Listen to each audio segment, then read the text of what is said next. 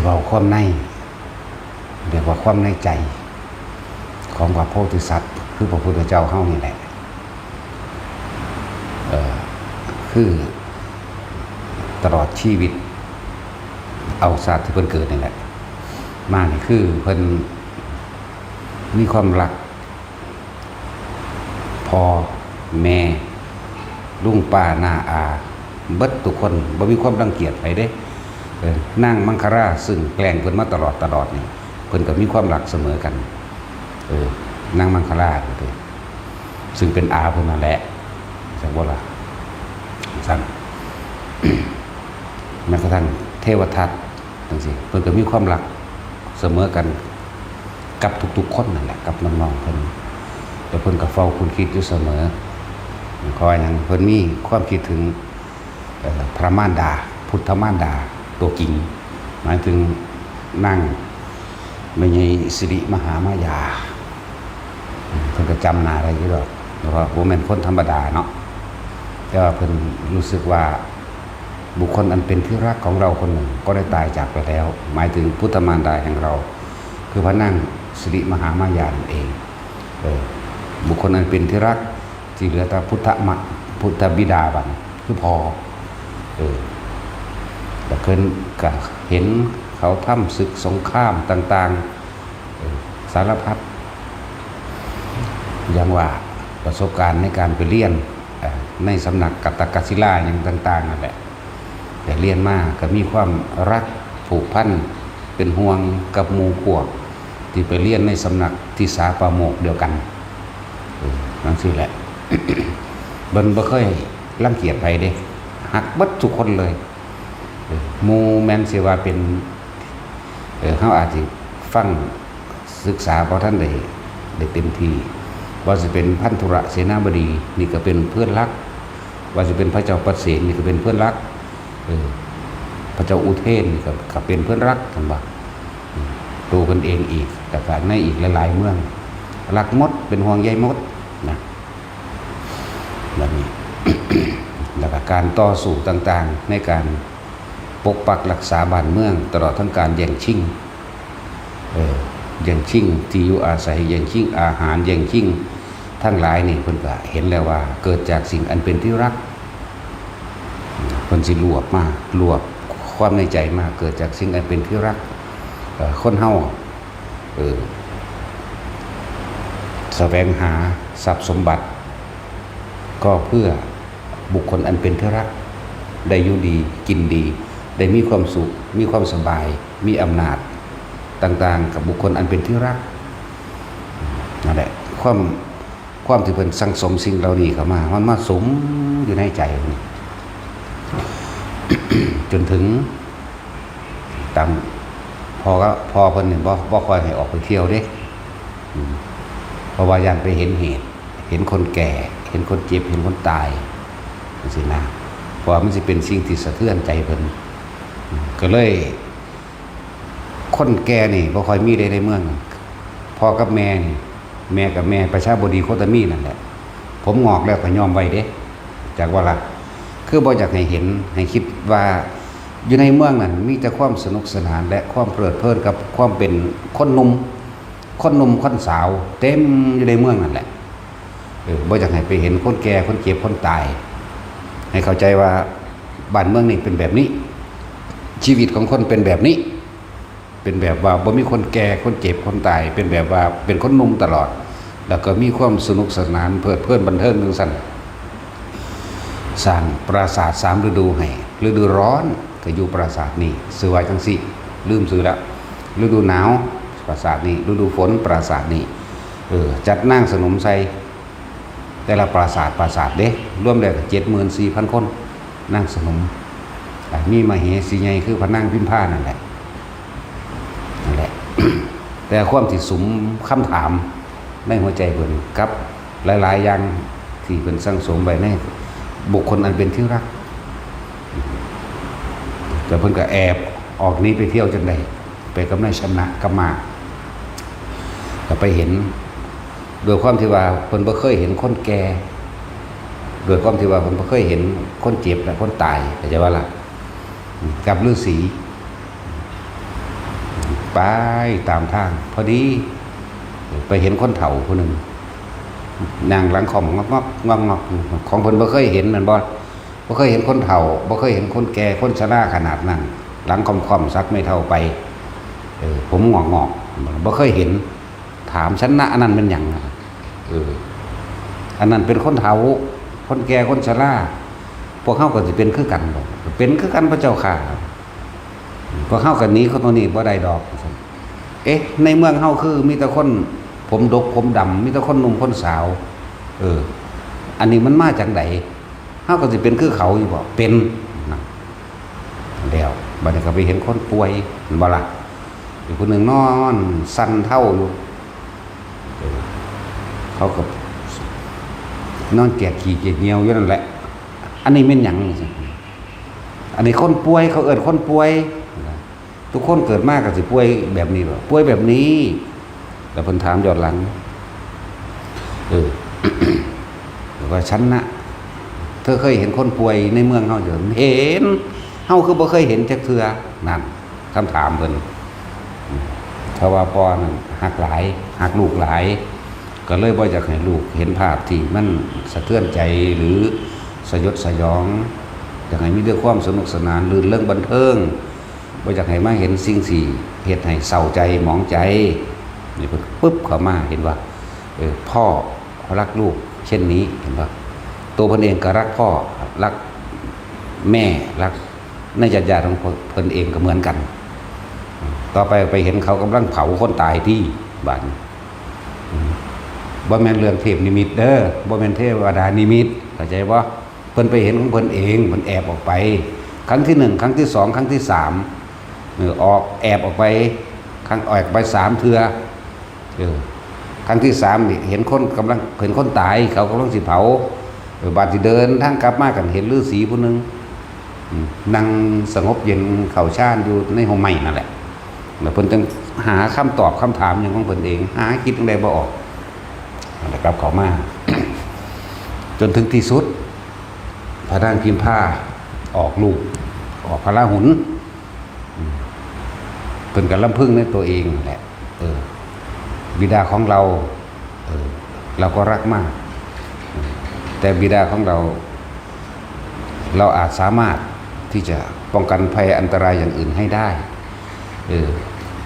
เราอาจหาสิ่งที่มาบำรุงบำเรอทำให้เกิดความสุขให้ได้แต่เราไม่อาจสามารถป้องกันความแก่ความเจ็บความตายให้กับบุคคลที่เรารักได้คือบิดาของเราแม้มารดาของเราเพิ่นลำพึงในใจเพิ่นจักว่าออกจากท้องของอันแม่มาเฮาได้กินนมเพียงแค่7 วันมารดาของเราก็ได้จากเราไปแล้วซึ่งตอนนั้นเราไม่รู้ว่าความตายเป็นเช่นไรนั่นเป็นบุคคลที่เรารักถ้าเราห้ามความตายให้กับมารดาของเราได้เราจะห้ามแล้วบลา ต่อมาไล่มาพันหานางคือนางพระเจ้าบดีโคตมีเราก็รักสุดซึ่งดุจดังมารดาของเราจนเราเข้าใจว่าเป็นมารดาผู้อุ้มท้องเรามาคนขนาดนั้นถึงกับไล่ไปถึงความรักไล่ไปถึงว่าคนทั้งหลายแก่งแย่งชิงดีชิงเด่นชิงความสุขชิงความร่ำชิงความรวยชิงเอาสิ่งที่ยังไม่มีให้เกิดมียังไม่เป็นให้เกิดเป็นเพราะความรักแต่ก็เพื่อบุคคลอันเป็นที่รักแต่บ่มีใครสามารถที่จะห้ามบุคคลอันเป็นที่รักให้แก่ได้ต้องแก่เป็นธรรมดาห้ามบุคคลอันเป็นที่รักให้เจ็บป่วยได้ต้องเจ็บป่วยเป็นธรรมดานะห้ามบุคคลอันเป็นที่รักให้ตายได้ห้ามบ่ได้มีความตายเป็นธรรมดาเหมือนวันนี้คือเพิ่นเห็นพระราหุลออกมือเดียวนึงเด้จากบ่ล่ะเหมือนวันนี้ว่าแม้พิมพานี่เราก็รักมากเป็นที่สุดของหัวใจของเฮาเองเลยแต่เราก็ไม่อาจสามารถที่จะห้ามพิมพาเจ็บ ป่วยชราและตายได้เห็นบ่เรียกว่าแม้พระราหุลนี่อันเป็นดุจดั่งแก้วตาดวงใจของเราแม้ชีวิตเราก็ให้ได้ตายแทนเราก็ให้ได้ แม้พระนางพิมพาเราก็ให้ชีวิตแก่เธอได้แม้บิดาของเราก็ให้ชีวิตแก่เธอได้เพิ่นก็ไล่ไปแม้น้องชายแม้น้องสาวเพิ่นก็ไล่ไปคือพวกพระอนุรุทธะมุนี่แหละคือพระอานนท์นั่นสิละเป็นน้องๆคนอยู่แล้วอันบ่ล่ะเราอาจสามารถให้ชีวิตเขาได้ถ้าแลกกันได้ในความตายให้ได้เนี่ยบุคคลที่รักนี่แหละเราไม่อาจสามารถป้องกันความเจ็บและความตายให้กับบุคคลอันเป็นที่รักได้เลยจำเราต้องออก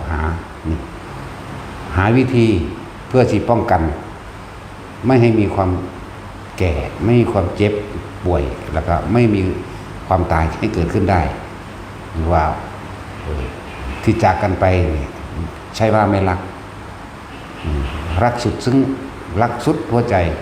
รักทุกๆคนเสมอด้วยชีวิตของเราเองแต่เราไม่อาจสามารถที่จะป้องกันความแก่ความป่วยและความตายให้บุคคลอันเป็นที่รักให้เราได้จำเราต้องไปหานั่นแหละที่แรกว่าสิเขาไปยกเอาพาราหุลซึ่งนอนอยู่ในอกแม่น่ะถ้าเข้าไปยกขึ้นมาแม้แต่เข้าไปจุมพิษแม้เพียงสักครั้งหนึ่งเขาก็จะตื่นก็จะเป็นการคัดขวางการออกพิเนศกรรมของเราก็เลยเบิ่งยุดหน้าประตูจากก็ละนั่นคือความในใจของเพิ่นพอเข้ากับคิดเขามาเอาที่เปรียบเทียบตัวเองที่ความรักเริ่มต้นจากคนสองคนสักก่อนระหว่างผัวเมียกันนี่แหละเมียก็หักผัวก็หักเมียบ่อยากให้ผู้ใดมารังแกทำร้ายจิตใจหรือทำให้ลำบากตกทุกข์ได้ยากต่างคนกับต่างสุดซึ่งกันและกันจากหาสิ่งที่มาบำรุงบำเรอให้เกิดความสุขสบายให้เกิดความบ่ให้มีความเศร้าหมองอยากให้มีความสนุกสนานเพลิดเพลินอยู่จังสันตลอดการทุกเมื่อเห็นบ่ล่ะความรักจึงเรียกว่าความรักใคร่พอใจในรูปในรสในกลิ่นในเสียงในสัมผัสทางกายและเกิดอารมณ์ความพอใจที่นี่เราคิดถึงตอนเขาเป็นหนุ่มสาวบ่มีผู้ใดอยากให้ผู้ใดเฒ่าเลยอยากให้อยู่จังสันแม่นบ่บ่แม่นว่าผู้ใดผู้หนึ่งอยากให้ผู้ใดผู้ผัวก็บ่อยากให้เมียแก่ชราอยากให้เป็นอมตะอยู่จังสันอยากให้แช่อยู่อย่างนั้นไม่มีความเจ็บความปวดความป่วยชราและบ่มีความตายพร้อมอยากให้อยู่เช่นนั้นเป็นอมตะคงทนอยู่เช่นนั้นผู้ผัวก็เหมือนผู้เมียก็เหมือนกันบ่อยากให้ผัวน่ะแก่เฒ่าชราเหมือนกันบ่ให้เจ็บให้ปวดตายเหมือนกันนั่นแหละโดยความอยู่ร่วมกันมาเกิดได้ลูกได้เต้าบัดนี้ก็รักบุตรเหมือนกันบัดนี้ก็ได้ทั้งลูกหญิงทั้งลูกชายรักเสมือนดวงตาดวงใจเหมือนกันบ่อยากให้ผู้ใดมารังแกเบียดเบียนทำลายข่มเหงใดแดงทั้งสิ้นอยากให้มีความสุขสนุกสนานจังซั่นตลอดอยากเห็นเขาสนุกสนานจังซั่นตลอดบัดนี้กล่าวย้อนขึ้นไปแม้นมารดาบิดาของเราก็เหมือนกันแม่นบ่ล่ะกล่าวย้อนขึ้นไปมารดาบิดาของเราเฮาก็นั่นคือเป็นทั้งรักทั้งเคารพทั้งบูชาทั้งกตัญญูคืออยากหาสิ่งมาบำรุงเลี้ยงมารดาบิดาให้ความอิ่มหนำสำราญและพอใจบ่จะให้เจ็บไข้ได้ป่วยแล้วครับบ่ให้อยากให้ตายเหมือนกันก้าวไปอีกทั้งปู่ย่าตายายแม่นว่าล่ะก้าวเข้าไปอีกก้าวย้อนขึ้นมาว่าบัดนี้เฮาได้ลูกบ่ว่าจะเป็นลูกหญิงหรือลูกชายรักเสมอกันบ่อยากให้ผู้ใดเจ็บไข้ได้ป่วยบ่อยากให้ผู้ใดลำบากและบ่อยากให้ผู้ใดพลาดบ่อยากตายจากกันเลยแล้วแม้นได้ลูกได้หลานได้เหลนจิตใจนี่บ่เคยตายจิตใจนี่บ่เฒ่ารู้สึกว่าตัวเองเป็นนุ่มอยู่จังซั่นเหมือนกับว่าจะหาได้แต่ว่าร่างกายไม่ให้แล้วนั่นนี่แหละคำว่าเป็นลำพึงทำวันนี้เฮาสิกล่าวย้อนในชีวิตปัจจุบันของพวกเฮาก็ได้เฮ ต่อเฮาเลี้ยงลูกกำลังเป็นตาหัก2 ปี3 ปีหรือ4 5 6 ปีก็สั่งเถอะมันหักเบิดนั่นแหละเนาะถ้าเกิดว่ามีบุคคลผู้ใดผู้หนึ่งมาทำร้ายรังแกบุตรของเราโกรธไหมโกรธเกลียดอาฆาตแม่นบ่ถ้าเกิดว่าลูกของเฮาเลี้ยนบ่เก่งคือลูกเขาน้อยใจอยากให้ลูกเก่งอยากให้ลูกเด่นอยากให้ลูกดังอยากให้ลูกดีทุกคนเลยนะบ้าล่ะแม้นหลานก็เหมือนกันนั่นแหละ แล้วก็ทุกคนก็ดิ้นรนแสวงหาให้ได้มาซึ่งโภคทรัพย์ความร่ำรวยเงินทองความมียศถาบรรดาศักดิ์ความมีที่ดินมากและความทุกอย่างที่เอื้อเมื่อความสะดวกสบายดิ้นรนเพื่อให้บุคคลอันเป็นที่รักนั่นแหละคือทุกคนก็เป็นอยู่แล้วบัดนี้อันเป็นบุคคลอันเป็นที่รักผู้มีพระคุณแก่เราเอาอย่างเช่นมารดาและบิดาถ้ามารดาและบิดาของเราถูกรังแกทำร้ายโกรธไหมโกรธเกลียดอาฆาตถ้าฆ่าได้ก็ฆ่าเห็นบ่ล่ะถ้าทำยังได้ในการที่จะเอาชนะเพื่อเกิดความสะใจนี่ก็ต้องทำแม้นปู่ย่าตายายแม้นคนในตระกูลบัดไล่ไปเลยแม่นบ่ล่ะไล่ไปเลยจึงบอกว่าทุกคนนั่นมีความหลักถึงนึกว่าที่เฮาบ่เข้าใจคำว่าทุกเกิดจากสิ่งอันเป็นที่รักเนาะแต่ว่าทุกเกิดจากสิ่งอันเป็นที่รักแต่ว่าเราก็ไม่อาจสามารถป้องกันให้บุคคลอันเป็นที่รักไม่ให้เจ็บป่วยไม่ให้แก่ไม่ให้ตายได้เลยแม่นบ่นั่นแหละที่เป็นหยังพระพุทธเจ้าเฮาจึงจำต้องจากจำต้องลาบอกว่าจากกันไปใช่ว่าไม่รักสุดซึ่งหัวใจนั่นแหละแต่ว่าจะไปหาวิธีที่แนวทางเพื่อที่จะมาป้องกันไม่ให้มีความเกิดความแก่ความเจ็บและความตายอีก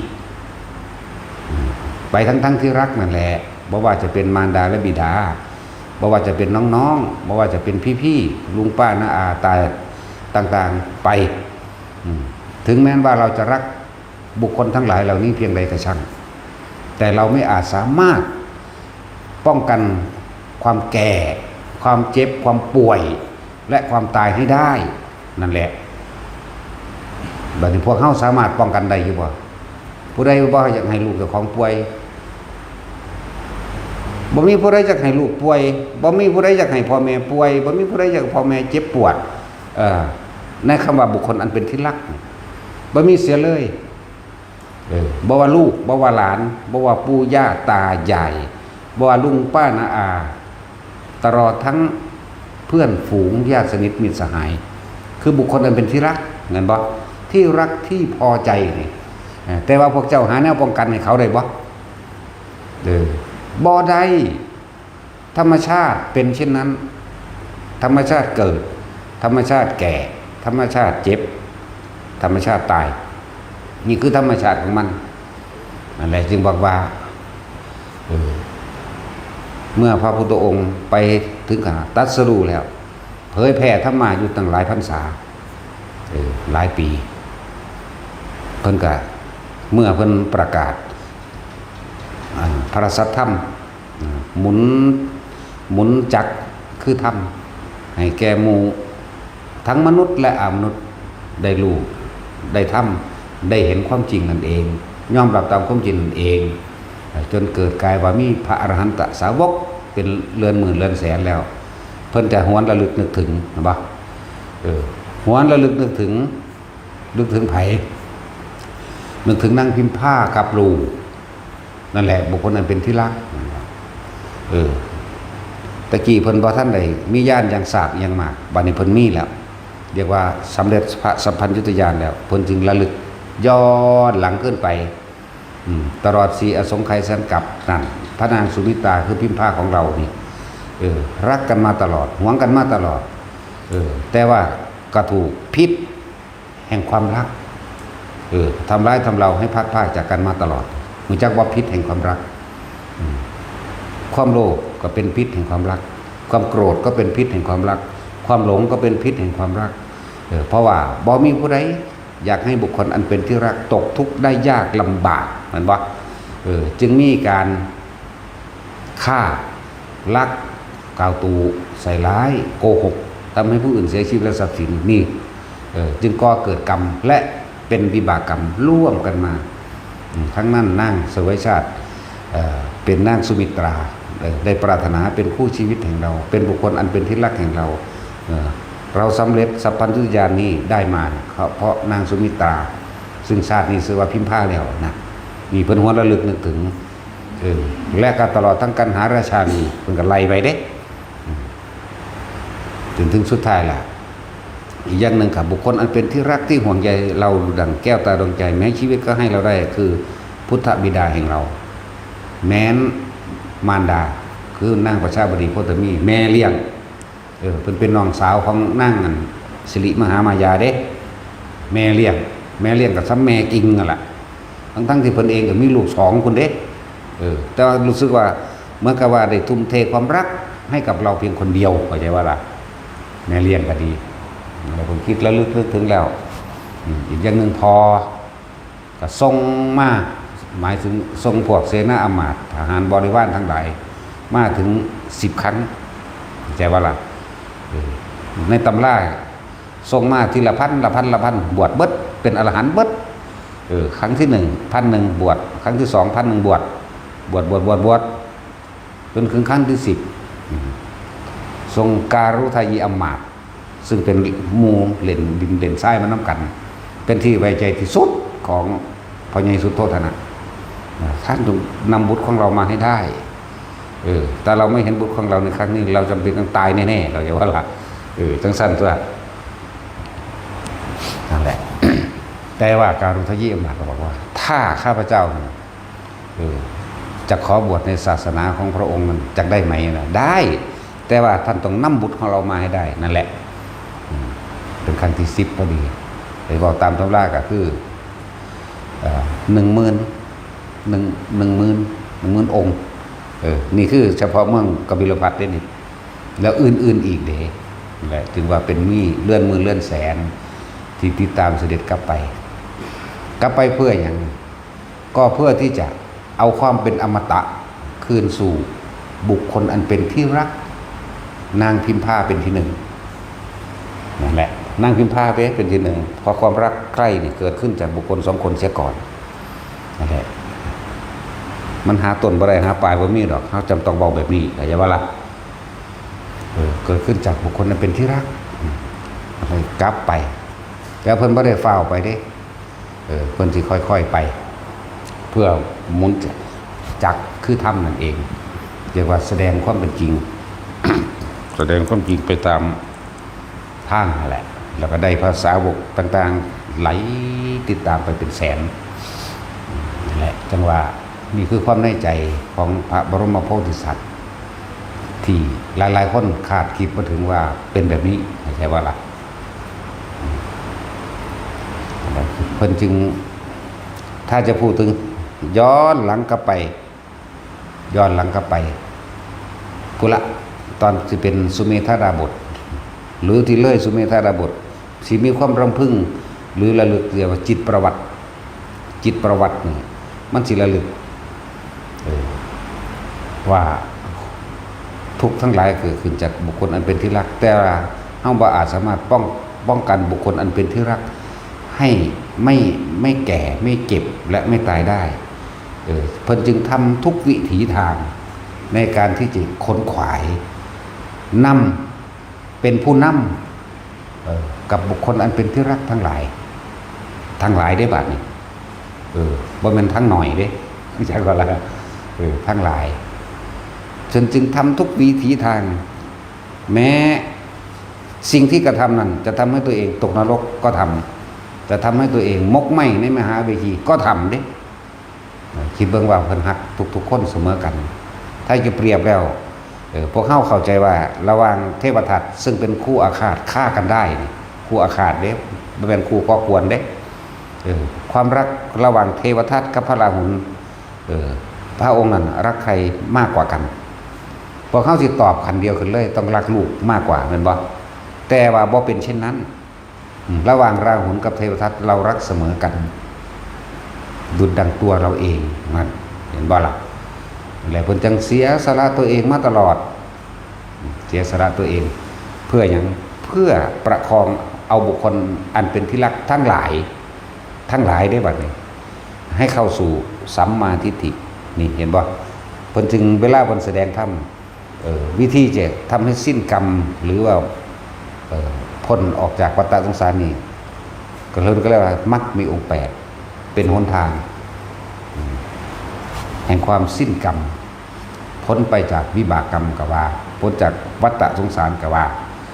จึงว่าแต่ละคนพวกเฮาการจะดินได้ฟังเป็นสิ่งที่สำคัญเพิ่นจึงเอาขึ้นก้อนโมว่าสุตตมยปัญญาสุตตะคือการได้ยินได้ฟังเรื่องราวต่างๆตามความเป็นจริงทำให้เกิดการใคร่ครวญคิดพิจารณามยะใจมยะนี่มโนไมคือใจทำให้เห็นแจ้งรู้แจ้งตามความจริงได้เรียกว่าสุตตมยปัญญาสำคัญเมื่อการอย่างนี้ได้ฟังมีการเปรียบมีการเทียบเมื่อเปรียบมีการเทียบแล้วก็มีการสรุปความเห็นผู้เห็นผิดก็เห็นผิดไปผู้เห็นถูกก็ถูกเข้าใจว่าล่ะอะไรจึงเรียกว่าสุตตมยปัญญาเพิ่นจึงว่าเอานำว่าถ้าเฮาเห็นตามความเป็นจริงนะเลื่อนมรรคมีองค์8หนทางนี้ชื่ออะไรมรรคมีองค์8มรรคก็แปลว่าหนทางแนวทางการประพฤติตนทั้งความคิดทั้งกายและวาจานั่นเองนะคือแนวทางความประพฤติตนอันเป็นหนทางให้พ้นจากความทุกข์พ้นจากความเกิดแก่เจ็บและตายพ้น ทุกคนถามตัวเองรักลูกทุกคนเนาะแต่ว่าในความรักลูกทุกคนป้องกันความเจ็บป้องกันความแก่ป้องกันความป่วยป้องกันความตายให้ลูกได้บ่แสวงหาเงินมาทุกยศทุกอย่างเพื่ออย่างเพื่อบุคคลอันเป็นที่รักจังหวะบัดเพิ่นย้อนกลับไปเมื่อเสด็จเข้าไปสู่เมืองแล้วพอเพิ่นได้ฟังแล้วได้ฟังธรรมแล้วบรรลุโสดาปันตามลำดับที่แรกนี่จึงสร้างสวนป่าอย่างละนิโคธารามนั่นบ่ที่เรื่องสั้นสร้างให้หมู่ภิกษุนั้นดูมาถึงบทของนางพิมพามันครับนางพิมพาเพิ่นก็น้อยใจเนาะน้อยใจเด้ตามพวกหมู่พราหมณ์ทั้งหลายเขาได้ทำนายว่านางพิมพาเนี่ยเป็นคนมีบุญเป็นคนที่มีสิริมาเกิดอยากว่าล่ะเป็นหญิงที่มีสิริเป็นผู้มีบุญมากยิ่งกว่าใครไม่มีหญิงใดจะเทียบได้นะนั่นแหละแต่เพิ่นน้อยใจตอนผัวเพิ่นป่าเพิ่นเข้าใจว่าผัวเพิ่นบ่มักบ่ฮักแต่สิเว้าว่าเพิ่นน้อยใจนั่นแหละลำพึงลำพันพวกสงสัยพวกหมู่พราหมณ์ทั้งหลายสิหมดความขังความศักดิ์สิทธิ์แล้วมั้งสิมาเคยถักทำนายเฮาไว้ว่าเป็นหญิงผู้มีสิริเป็นหญิงที่ปุณณสิริเป็นผู้มีบุญมากที่ได้มาเกิดคู่กับพระมหาบุรุษแบบนั้นแบบนี้สงสัยเราเป็นโตการกินีอย่างคิดไปน้อยใจนี่ก็เองพระองค์คงจะไม่อยากเห็นเราละมั้งนะก็เลยยืนอยู่ทั้งหน้าต่างชี้ลงไปบอกนั่นพ่อเจ้าไปขอสมบัติจากพ่อเจ้าไปนั่นบิดาของเธอราหุลนั่นจงดูบิดาของเธอพระราหุลก็7 ปีแล้วเด้นั่นแหละ7 ปีเธอไปขอสมบัติจากมันบิดาของเธอนี่แหละจังว่าความคิดก็เลยต้องเอาจุดประกายเริ่มต้นเพิ่นเอาเรื่องนี้ลำพึ่งไปเนี่ยลำพึ่งครับเริ่มต้นจากสิว่าเริ่มต้นจากไผกับว่าพระราหุลก็ว่าได้ก็ว่าไม่เริ่มต้นจากพระราหุลดอกแต่ว่าในความนี้เริ่มต้นเรื่องลูกหรือเอาพระราหุลนั่นแหละเป็นจุดเริ่มต้นว่าบุคคลอันเป็นที่รักที่เพิ่นว่าปุถุชนคนทั้งหลายความรักใดจะยิ่งใหญ่เท่ากับการรักบุตรและสามีและภรรยาเหมือนบ่มีหยังสิยิ่งใหญ่เท่ากับ บุตรและสามีภรรยาพระราหุลไปขอบอกว่าพระมารดาบอกมาขอสมบัติจากท่านพ่อเพิ่นลึกเข้าไปเลยขึ้นชื่อว่าความรักของคนทั้งหลายที่จะไม่รักบุตรรักภรรยาเนี่ยไม่มีเลยรักใดจะเสมอด้วยรักบุตรความตายใดความเสียสละใดไม่ว่าดวงตาหัวใจตลอดทั้งร่างกายชีวิตนี้ที่จะไม่อุทิศให้ลูกได้ไม่มีก็ว่าสมบัติทั้งหลายเหล่านี้ซึ่งเป็นโลกิยะสมบัตินำทุกข์มาให้สมบัติทั้งหลายเหล่านี้ไม่สมควรแก่ราหุลเพราะราหุลได้เสียสละแก่เราตถาคตเนี่ยตลอดการอันยาวนานหาประมาณไม่ได้จำเราต้องให้อริยสมบัติอันเป็นอมตะที่ไม่ตายอีกนั่นแหละนี่เป็นวิธีป้องกันความเกิดความแก่ความเจ็บและความตายทุกๆคนผู้ใดเป็นพ่อเป็นแม่ก็ดีหรือผู้ใดเป็นลูกก็สร้างต้องการสนองคุณให้กับมารดาบิดาปู่ย่าตายายครูบาอาจารย์จงนำธรรมะนี่แหละไปสนองคุณไปให้ความกตัญญูก็คือธรรมะนั่นแหละพยายามที่จะเอาธรรมะให้นี่แหละจังหวะจึงจะเป็นการแทนความรักที่ความรักความเคารพที่มีคุณอันสูงสุดประเสริฐสุดก็เลยว่าเขาเน้นธรรมะส่วนเพิ่นสิได้หรือว่าใดนั้นก็ต่างหากเขาจะว่าหลักส่วนโลกิยะสมบัติว่าจะเป็นทรัพย์สินเงินทองยศถาบรรดาศักดิ์มีความเสื่อมเป็นธรรมดาแล้วก็ยศถาบรรดาศักดิ์ทั้งหลายแหล่เนี่ยดีไม่ดีถ้านำไปใช้ในทางที่เบียดเบียนทำลายทำให้ตนเองตกต่ำลงสู่มหาเวจีนรกอย่างสั้นเหมือนกันกับบุคคลอันเป็นที่รักอันเป็นบุตรจากวันนี้อันเป็นบุตรลูกบ่ว่าจะเป็นลูกหญิงหรือลูกชายก็ช่างถ้าจึงเอาพยายามนำสิ่งที่ประเสริฐสุดอันเป็นอริยสมบัติป้องกันคือว่าเอาเป็นเครื่องแทนความรักที่เขามีกับลูกหญิงลูกชายนี่แหละคือพยายามขนขวายธรรมะให้นั่นแหละจึงจะเฮ็ดให้เขานั้นบ่เก็บบ่ปวดบ่ป่วยบ่ตายอีกนี่คือว่าล่ะถ้าเขาทำได้เด้นั่นแหละจังว่าหลายๆอย่างที่พวกเขาบ่ท่านได้เข้าใจมีวิธีใดที่จะแนะนำมารดาและบิดาปู่ย่าตายายครูบาอาจารย์ตลอดทั้งผู้มีพระคุณญาติสนิทมิตรสหายทั้งใดก็ช่างหมู่เพื่อนคุณฝูงเล็กหรือน้องๆบุคคลอันเป็นที่รักที่พอใจซึ่งกันและกันแนะนำคือเฮาให้สิ่งที่มีค่าสูงสุดคือทำสิ่งใดที่มีค่าสูงสุดในโลกนี้บ่มีสำหรับเฮาได้เว้าเรื่องตัวเองบัดธรรมะเท่านั้นมีค่าสูงสุดเฮาจึงเอาสิ่งที่มีค่าสูงสุดให้กับทุกคน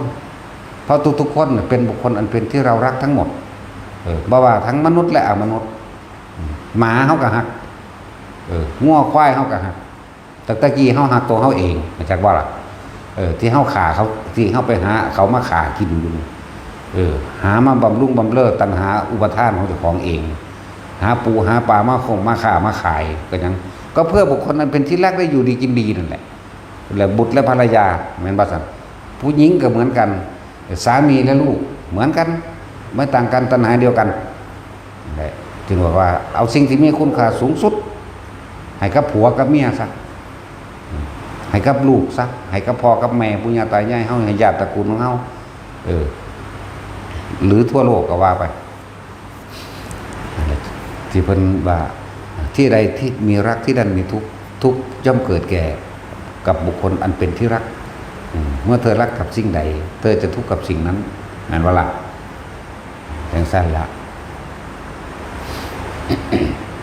แต่ถ้ารักจะต้องเอาสิ่งที่ประเสริฐสูงสุดให้เขาพยายามใส่กุศโลบายต่างๆในการชักจูงชักชวนชักนำทำให้เกิดศรัทธานั่นแหละอริยทรัพย์เห็นปะศรัทธาเห็นปะล่ะจาคะศีลสุตตะปัญญาเห็นปะล่ะนั่นแหละคือว่าอริยทรัพย์ทำให้เกิดศรัทธาในธรรมคำสอนของพระพุทธเจ้าและพระสงฆ์ให้พวกเข้ามันแนะนำให้แต่ละคนให้ถือเอาทำเป็นใหญ่ ความจริงเป็นใหญ่ตามก็เป็นจริงโดยการที่เฝ้าหรือศึกษาได้ยินได้ฟังคำสอนของพระพุทธเจ้าพระพุทธเจ้าบ่อยู่แล้วหมายถึงร่างกายแต่ว่าพระธรรมอยู่พระธรรมของพระพุทธเจ้ากันเดียวกันละบาดนี้สีเหลือคงไว้เพราะได้เป็นกระบอกเสียงนี่เพิ่นเดียวนี้คือพระสงฆ์จึงว่าให้เลือกเฟ้นมองปฏิบัติเอาเด้อเลือกเฟ้นกับมัวพระสงฆ์ทั้งหลายที่สามารถแนะนำให้พวกเขาถึงความจริงได้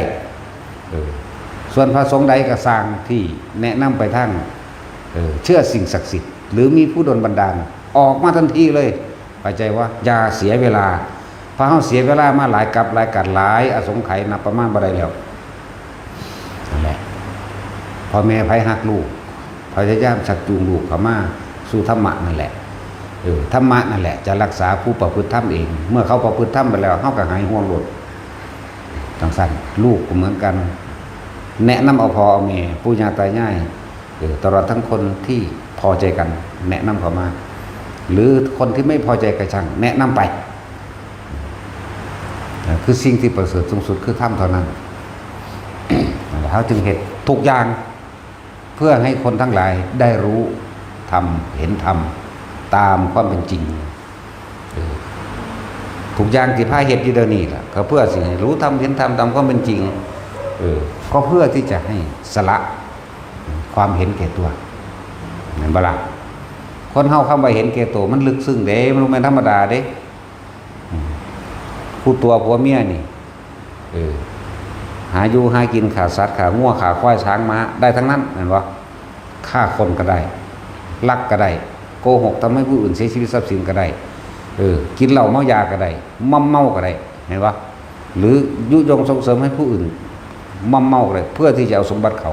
มาหยังมาบำรุงเลี้ยงบุคคลนั้นเป็นที่รักของเรานั่นแหละจึงบอกว่ารักมันเหมือนธรรมดาเขาไปเห็นแก่ตัวก่อนที่เห็นแก่ตัวก็เพราะว่ากับบุคคลอันเป็นที่รักเนี่ยบ่ล่ะเขาทำงานพ่อโกงเอากระอกโกงดิเนาะผู้ใดเป็นข้าราชการมาก่อนอื่นนี่โกงไปนั่นแหละพวกตำรวจทั้งโกงคักคือพวกนี้กองนี่จับกินนั่นกินนี่เขาดีเห็นบ่ล่ะโกงมีกรรมกำลังนำเห็นบ่เป็นคนถือปัญญานี่แหละกรรมกำลังนำเห็นบ่ล่ะลูกก็หาเรื่องมาให้เสียเงินนะว่าแค่คือศิษนะเขาแต่ว่าบ่แม่นอันนี้เลยเอิ้นว่ากรรมน้ำท่านอกุศลกรรมให้ผลลูกพุ่นก็หาปีแต่คนเสียแต่เงิน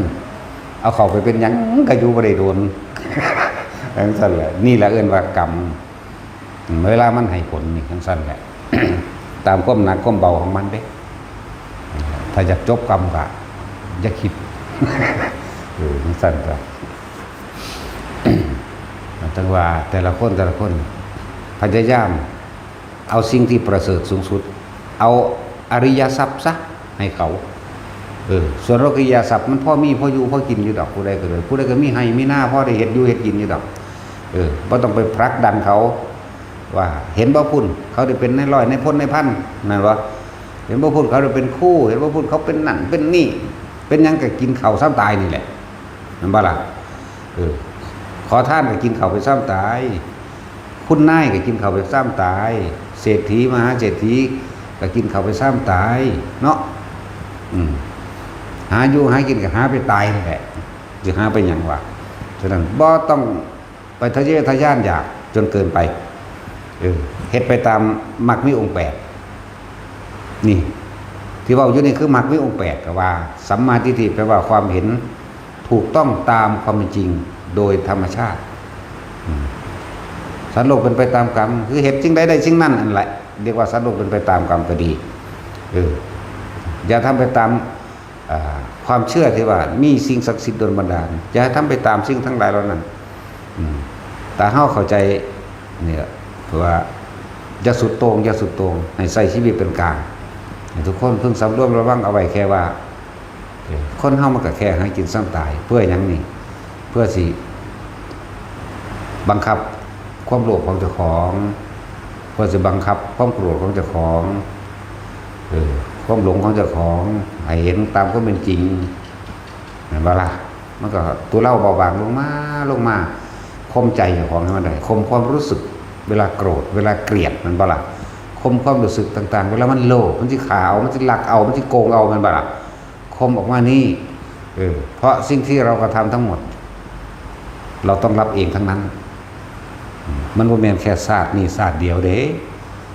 กรรมทั้งหลายล้วนแล้วแต่มีเหตุมาจากอดีตเบิดเหตุปัจจโยอารมณปัจจโยอธิปฏิปัจจโยนั่น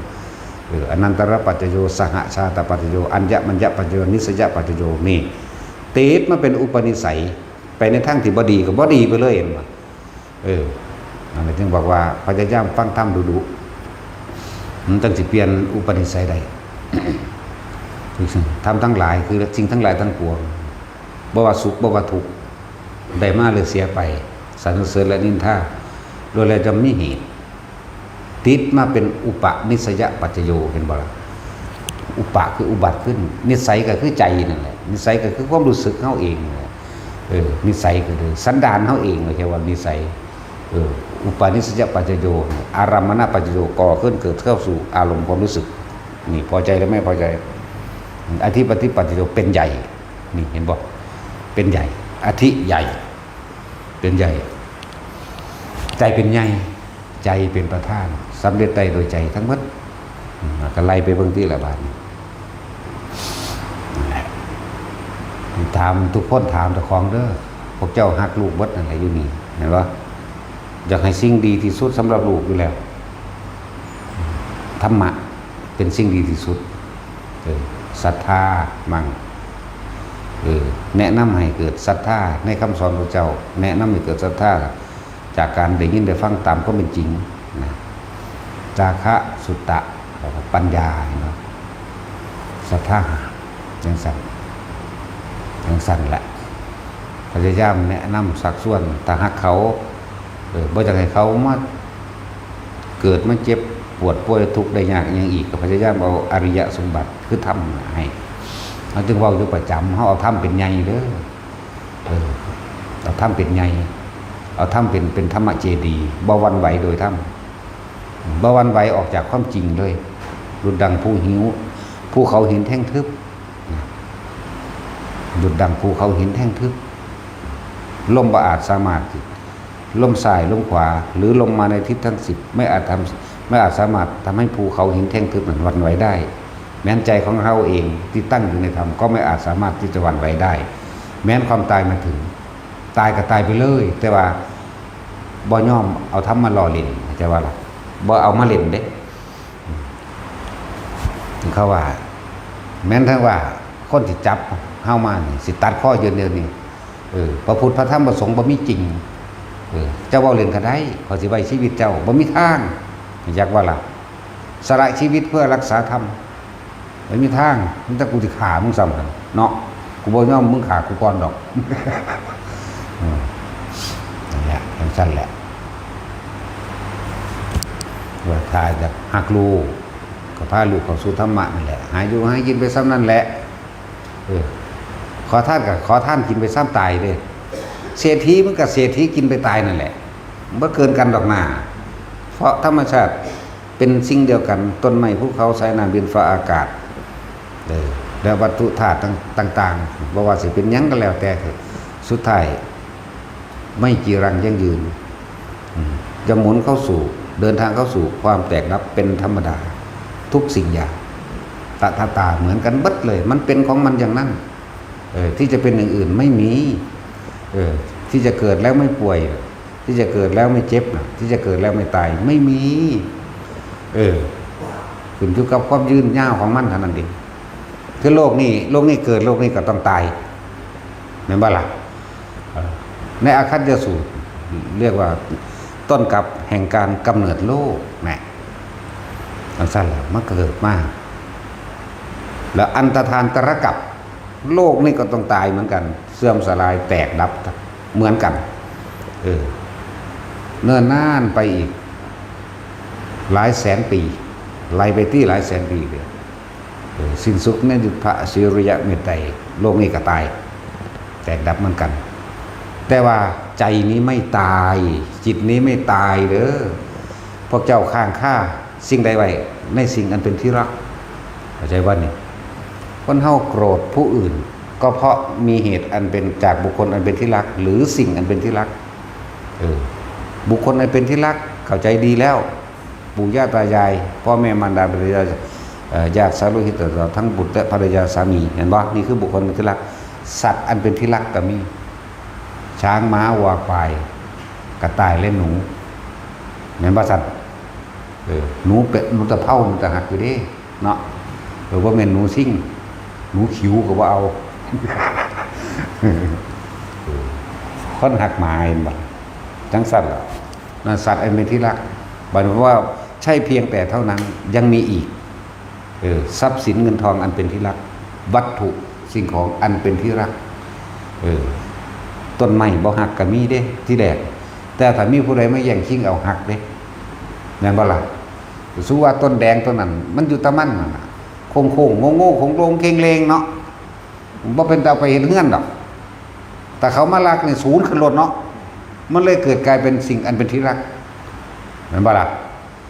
โหมันอยากไปเอาผิดเขารถเด้กูแพงก็ยังเนี่ยต้นไม้กูเหมือนกันกับที่เขาบอกว่าเบิดชีวิตของสูนี่เบิดชีวิตของแต่ละคนนี่สูเอาไปฝากไว้ก็บอกคงป้อนั่นพอมาเขียบหลอดหวงมาเขียบหลอดมะม่วงกระดันเนาะมึงฝากไว้ซ้ำนี่บอกครับมึงตายซ้ำนั่นแหละสิ่งนั่นแหละสิ่งไอ้ที่รักใคร่พอใจนั่นแหละเป็นเหตุจิตติดที่ไหนติดที่มาเขียบหลอดศูนย์เขามารักอยากเอาชนะเขามันว่าล่ะโมโหปึ้งปังเขาตีโฟ้ยตีไฟเขาตีนไปของยาแพรกหัวฟาดพื้นตายซ้ำไปนรกจังสั้นแล้วฝากไว้ก็มาเก็บหลอดเนาะ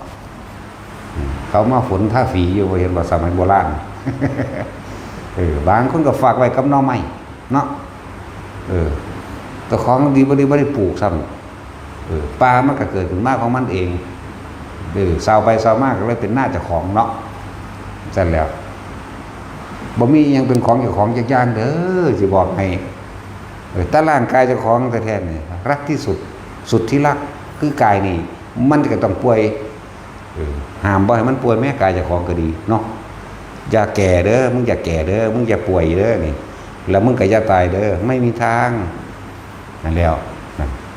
เอาออกจากกว้างก่อนมาหาแคบคือตะของเองเนี่ยมันตัวเองได้รักตัวเองซะก่อนแต่ถ้าเกิดมาเป็นเด็กน้อยมันบ่ล่ะเฮารู้สึกว่าเฮาอยากโชว์พลังเนาะเวลาเฮาเล่นหยอกกันอุลตร้าแมนเห็นว่าซั่นพูดแหละไอ้มดแดงสกายคิกอยากอวดใส่หมู่ได้อยากเก่งกว่าหมู่ได้นั่นแหละว่าแต่ร่างกายเฮาสิ่งที่เฮาหักคือร่างกายเฮาเองที่แรกใหญ่ขึ้นมาบัดจังมักผู้สาวจะประมักผู้อื่นอีกเด้แม่นบ่ล่ะนั่นน่ะจากสิ่งอันเป็นที่รักอันหนึ่งคือร่างกายเจ้าของสิ่งอันเป็นที่รักคือร่างกายผู้อื่นผู้สาวผู้หญิงกับผู้เบานั่นแหละแม่นบ่ล่ะแต่จังสั้นล่ะนี่เป็นซองล่ะสิ่งอันเป็นที่รักที่สามก็เป็นลูกเป็นหลานบัดนี้ย้อนขึ้นหลังไปสิ่งเป็นที่รักที่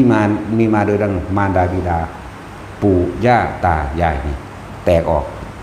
จากเริ่มต้นที่หนึ่งเขามาเกิดก่อนจังสั้นแหละต่อมากันรักเขาอีกหมามั่งวัวมั่งควายมั่งแมวมั่งนกขุ่มมั่งนกเขามั่งเนาะ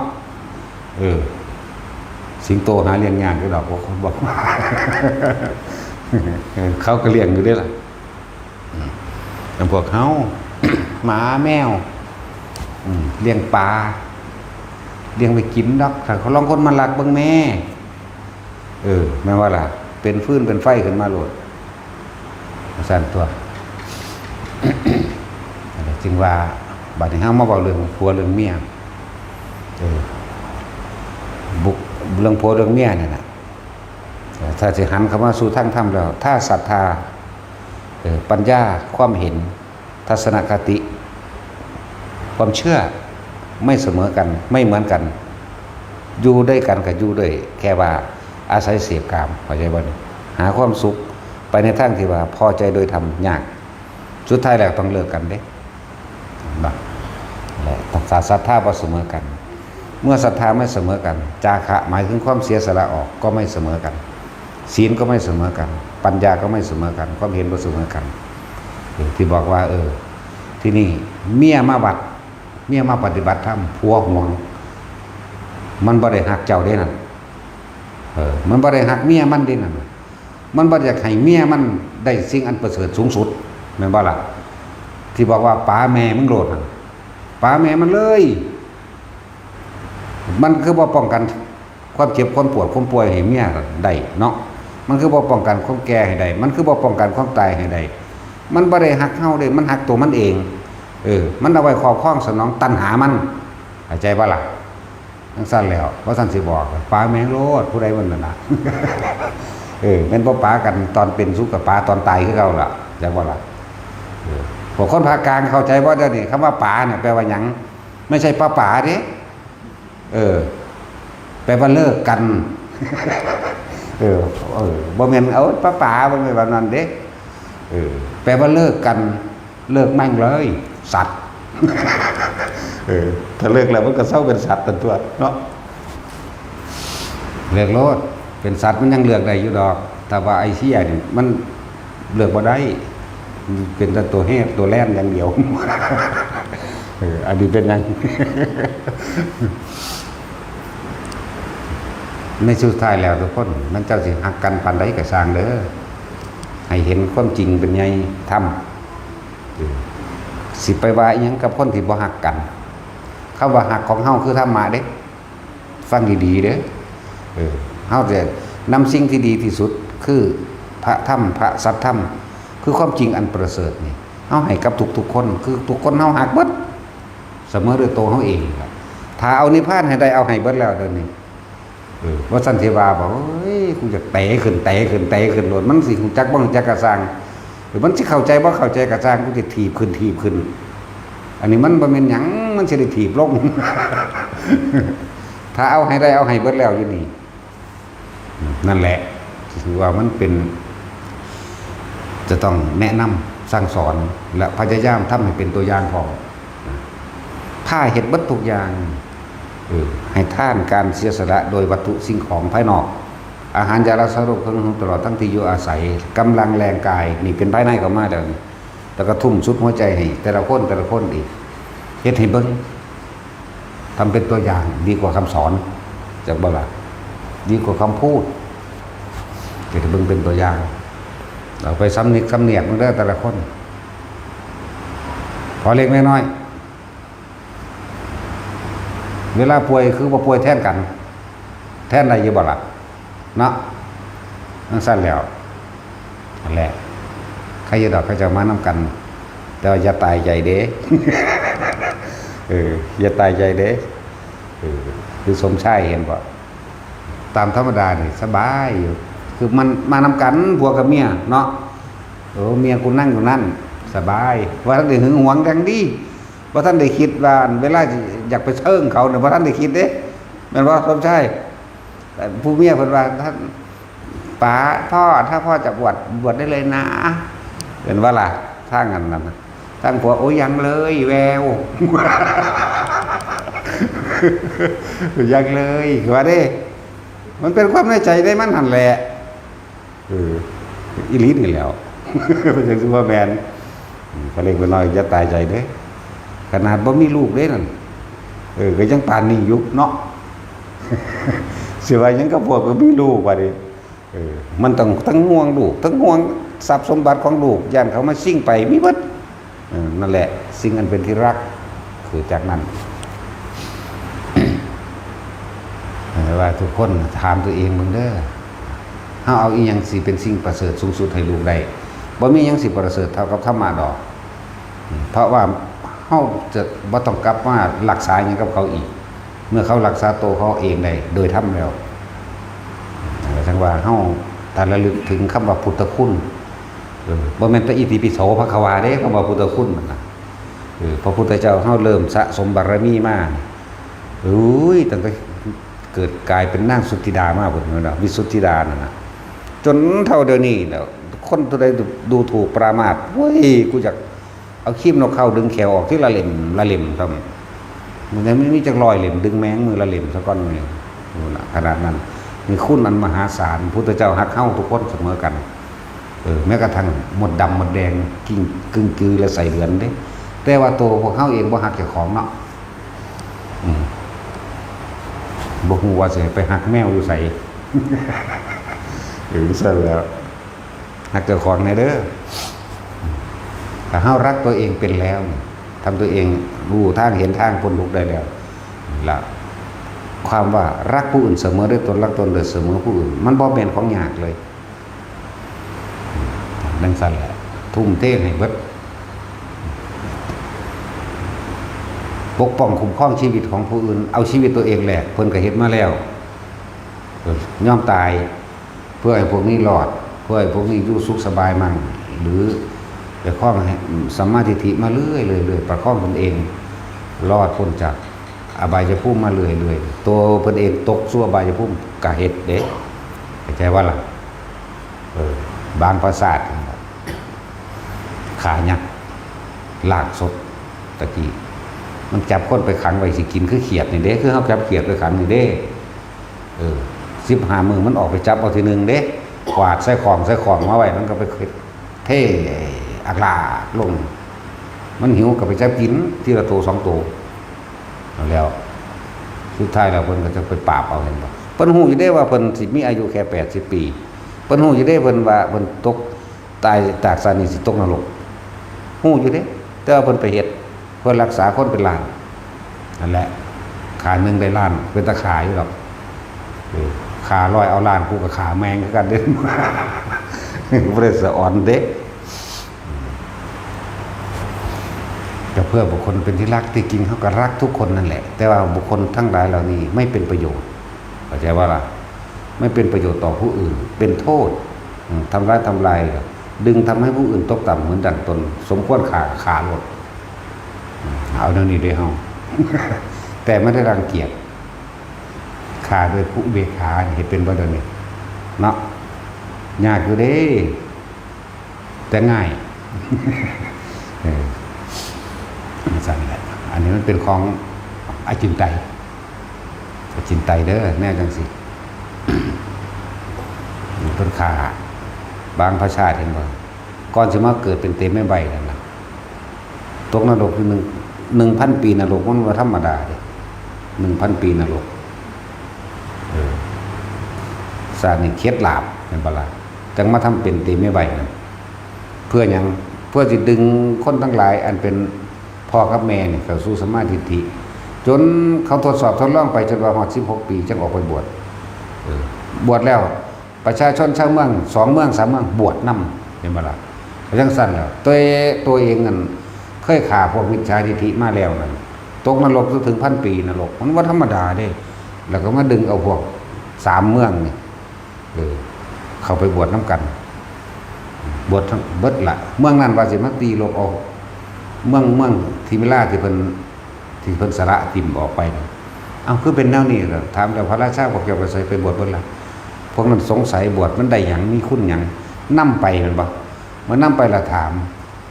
ความบวชมีความแบบนี้นี่ก็ไปนั่นแหละเพิ่นก็สะสมมาตาพุ่นล่ะคนที่ขึ้นไปตกข้างอยู่ถึงสวรรค์พรหมโลกก็เลย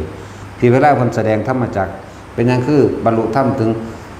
180 โกฏแม่นบ่ล่ะ180 ล้านองค์คือบรรลุอรหันต์อยู่ข้างบนมัน180 ล้านอนาคาสกิทาคาและโสดานับประมาณบ่ได้และเข้าสู่รัตนตรัยก็นับประมาณบ่ได้เหมือนกันจังซั่นแล้วคือเพิ่นเอามาตะพุ่นเด้เพิ่นเรียกว่าเพิ่นประกาศโพธิญาณมาตะพุ่นโพธิคือลมเงาแห่งความสงบสุขสงบเย็นมีสติปัฏฐาน4สมาปัฏฐาน4อิทธิบาท4อินทรีย์5พระหาโพธิ7มรรค8นี่แหละโพธิปักขิยะมันเป็นหนทางในการตรัสรู้จากว่าล่ะเพิ่นแสดงมาตะพุ่นโตเพิ่นเองบ่ยอมเข้าเบิ่งดูนั่นโตเพิ่นเองรู้อยู่เด้แต่บ่เข้าเพราะว่าสาระตนเองเพื่อบุคคลนั้นเป็นที่รักนั่นถามเจ้าของเมืองเด้อไผก็ดีว่านี่ผู้ใดยังมีพ่อมีแม่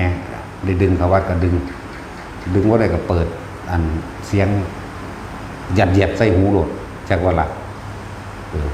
มันต้องมีล่ะยามเพิ่นป่วย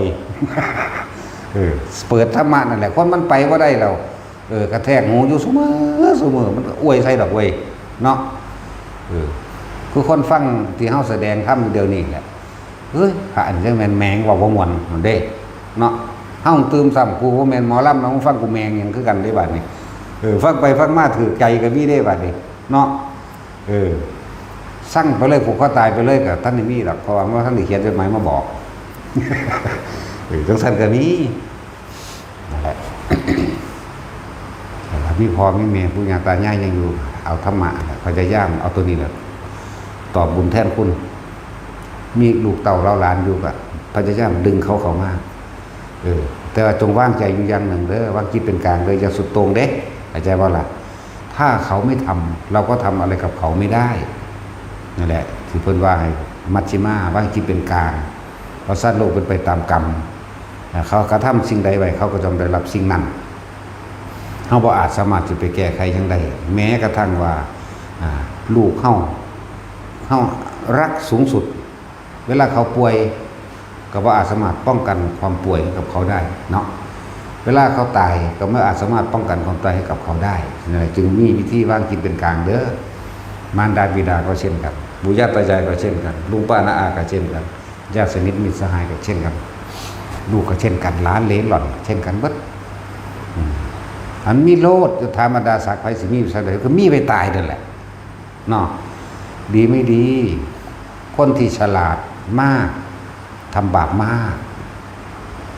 แต่ว่าคนที่ฉลาดมากถ้าหันมาโดยทำบรรลุเรื่องเหมือนกันแต่ว่าละแต่ว่ามันน้อยหน่อยน้อยคือขนโคกับเขาโคนั่นแหละถามผู้ใดก็สิพ่อหงจักตัวงัวมีจะเขาสองมันบอกมีจะขนบัดนี้นับบ่ได้เห็นบ่ล่ะนั่นแหละคนที่ไปสวรรค์ไปจำนั่นแหละเท่ากับเขาโคส่วนคนที่ไปเอาไปอยู่เท่ากับขนโคคนฉลาดหรือคนฉลาดที่มียศถาบรรดาศักดิ์และที่มีอำนาจตัวเองเขาทำกันได้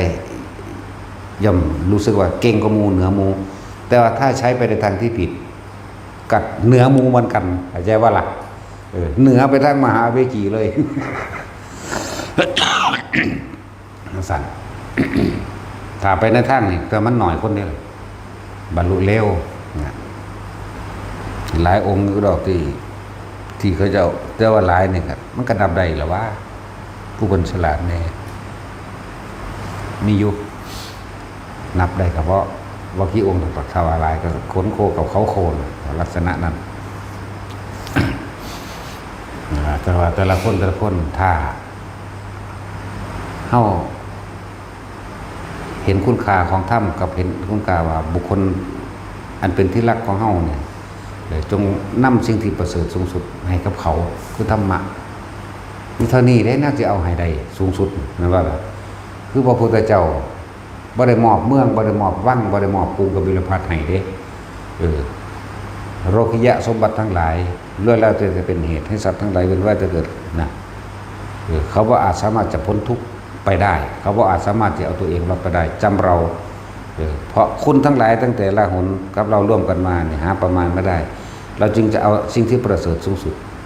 ให้เขาแล้วเพิ่นจึงบวชให้เลยบอกส่วนพอว่าท่านเข้าใจกับทั้งไห้ทั้งห้องมาแล้วบ่เนาะเห็นบอก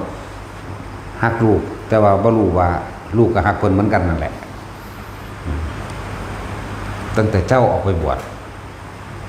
พ่อก็เสียใจขนาดใดแล้วกินบ่ได้นอนบ่หลับนี่ยังมาเอาหลานไปอีกอันเป็นว่าสุดที่รักรุดดันตาของเราอีกแหมแล้วเพิ่นจึงอธิบายให้ฟังเมื่อเพิ่นอธิบายให้ฟังแล้วก็เลยบรรลุโสดานั่นแหละลักษณะนั้นเพิ่นก็แทนคุณพ่อแม่เพิ่นได้แล้วนั่นว่าล่ะแทนคุณแม่เพิ่นก็ไปเพิ่นเลยประเทศอยู่สวรรค์เพิ่นเลยครับประเทศอภิธรรม7นั่นแหละในตำราว่าบรรลุโสดาบันครับบรรลุกับบรรลุแต่ว่าเพิ่นก็สิสิ้นสัตว์สุดท้ายไปเกิดเป็นแม่พระศิริยะเมตไตรก่อนนั่นแหละจึงเรียกว่าสิริมหามายาผู้มีความดีเป็นเครื่องหลอกลวงเข้าใจบ่นี่เพิ่นจึงว่าติดดีนี่ทิ่มยากเนาะ ติดดีลงดีนี่ทิมยากเด้อะไรเรื่องสั้น เข้าใจว่าคือจากเฮ็ดนั้นก็จากดีสูงสุดดีสูงสุดเรื่องสั้นเป็นเฮาเอาดีสูงสุดให้กับบุคคลอันเป็นที่รักของเฮาคือธรรมะแหละบ่มีหยังสิเกินนี้ดอกบ่มีหยังสิเลิศประเสริฐเท่ากับธรรมดอกฉันรู้สึกว่าเฮานี่ย่อมแตกย่อมหักย่อมตายแต่ว่าไม่ยอมอ่อนโยนผลตามไม่มีทางตายอย่างเดียวอยากว่าล่ะเอาก็บ่มีผู้ใดบ่ตายเลยล่ะ เห็นปะก็สะอ้อนหาพ่อหาแม่มึงภาษาเนี่ยสั่นยศถาบรรดาศักดิ์บอกลาบยศสรรเสริญบอกคำสรรเสริญนินทาบอกหรือว่าสิ่งให้คนมาเคารพนับถือบอกมันมีทางเข้าใจว่าตายอย่างเดียวพอจังได้ก็ตายอยู่แล้วนะแต่จะไปเงินไปงอมันอย่างเสื่อมหลายแล้วนั่นเอาสมาทาน